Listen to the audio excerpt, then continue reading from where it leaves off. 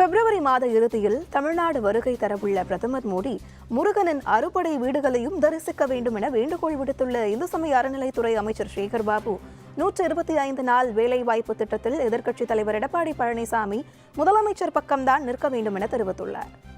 அவர் நாட்டுல என்ன நடக்குதுன்னு தெரியல. அவருக்கு முதல்ல 125 நாள் அந்த வேலை வாய்ப்பு என்பது வறுமை கோட்டிற்கு கீழே இருப்பவர்களுடைய வாழ்வாதாரத்திற்கு ஒரு மிகப்பெரிய முதுகெலும்பாக இருக்கின்ற அந்த திட்டத்தை சீர்குலைத்து பல்வேறு சரத்துக்களை அந்த திட்டத்திலே கொண்டு வந்து சேர்த்து மக்களை ஏமாற்றுவதற்காக 100 என்பதை 125 ஆக்கியிருக்கின்றார்.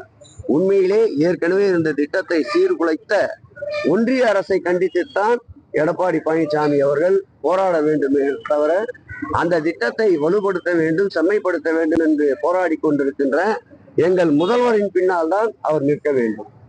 இந்த மாதம் இறுதியில் தமிழகம் வரக்கூடிய பிரதமர் திருப்பரங்குன்றம் கோவிலுக்கு செல்வதாக மகிழ்ச்சி.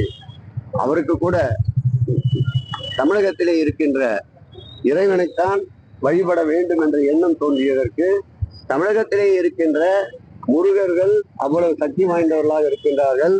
இவர்கள் எவ்வளவுதான் சுத்தி வந்தாலும் தேர்தலிலே வேலெடுத்து பார்த்தார்கள், திருப்பரங்குன்றத்திலே கையிலே எடுக்க பார்த்தார்கள், மாநாடு முருகர் பக்தர்களை நடத்தி பார்த்தார்கள்.